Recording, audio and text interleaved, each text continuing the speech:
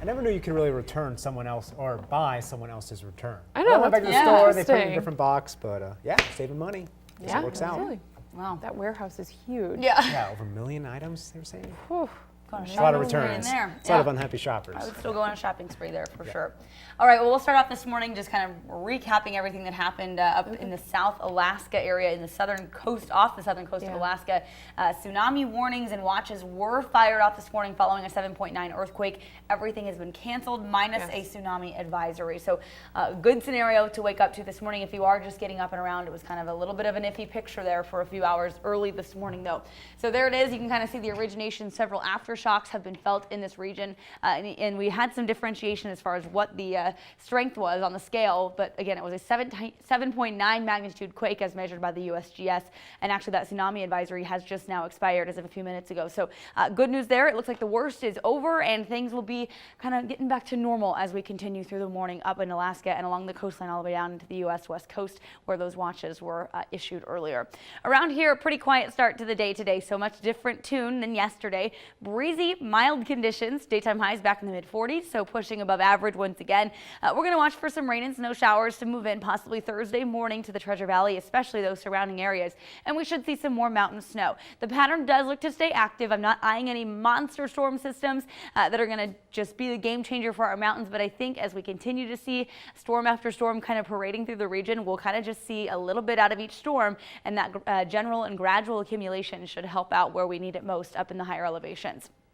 And especially when you look at this picture, it does show that we are much different than we were last year. And a lot of it's had to do with our temperatures. It's been a very warm January. Temperatures have been running above average, and it's looking into the extended forecast, the long-range forecast models, it looks like we will stay that way. So far this month, no snowfall. This time last month, by this date and time, after today, we had 21.5 inches of snow on the ground. That was our total for January of 2017. It was one of the snowiest Januaries on record. So obviously a very different picture there compared to this year, but just kind of shows the tale of two different winters. However, the jet stream is looking to bring that active pattern back through the Pacific Northwest and just kind of keep it there. So possibly some evidence that La Nina is still out there well and alive and well, and will continue to send these storms into our region. So here's kind of what's on the menu for us this next week. This first storm coming into play for the region Wednesday into Thursday should bring some wet weather into our state, especially Thursday. Mountains should see several new inches of snow in some of the hardest hit spots. And there's something else coming into play for Saturday. Models disagreeing on this one a little bit. They're kind of picking up on a weak little ridge of high pressure here that might keep the precipitation further north. So we're going to keep an eye on Saturday. It may not be a storm that digs very far south into south central Idaho and southwestern Idaho. Might be more of a west central mountains and north of there type storm. So we'll keep an eye on that one. And then something else brewing out there for early next week. So when you have just this parade of storms, a few in each 7-day forecast, that's a good indicator that, yep, it is active. Things are continuing to want to rock and roll as we get into the late part of January and early February. So that's what we want to see today and tomorrow, those staying mainly dry. So we'll take a couple days off from any of the wet weather. Mountains up toward McCall might be the one exception. We could see a few flurries passing through there, but I don't think it's going to be much that accumulates. Maybe an inch or so overnight in McCall and a couple of inches up in those highest peaks. But overall, today and tomorrow looking relatively calm. The cloud deck continues to increase as we continue through Wednesday afternoon. Showers that look to arrive early Thursday morning. And again, this particular model, we're still a couple days out, but this kind of keeping a little dry wedge of air. They're right over the I-84 corridor in the Treasure Valley. I think there is the possibility, though, that we could see some rain and snow dig into the area, or at least a mix of rain and snow showers. This will be snow up over the high terrain, so should get some good snowfall for hopefully all of our ski areas. And then we'll watch to see maybe just a light dusting, worst case scenario here in the Treasure Valley before this moves on out for the later part of Thursday. But again, it's just that active pattern, but when you couple it with the warm temps, it keeps a lot of the snow off the valley floor, and even if it hits, it doesn't stick around for long.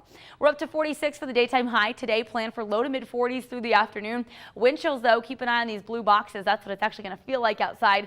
It will be breezy at some points today, and again, that cloud cover might keep some sun breaks from hitting through as we continue into the afternoon. So maybe not the warmest day we've seen, but not bad for a Tuesday. All right, we're in the mid to upper 40s for daytime highs today along the I-84 corridor, low 30s for Sun Valley and Stanley.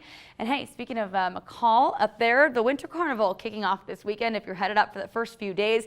Here's the forecast, 20s early on, getting into the mid-30s by Sunday, but I think we're counting on just kind of that again, continual period with periods of snowfall. And so, hey, you might be running into winter driving conditions. You'll want to dress warm, bundle up, plan for some snow, but the good news is it will look like winter up there.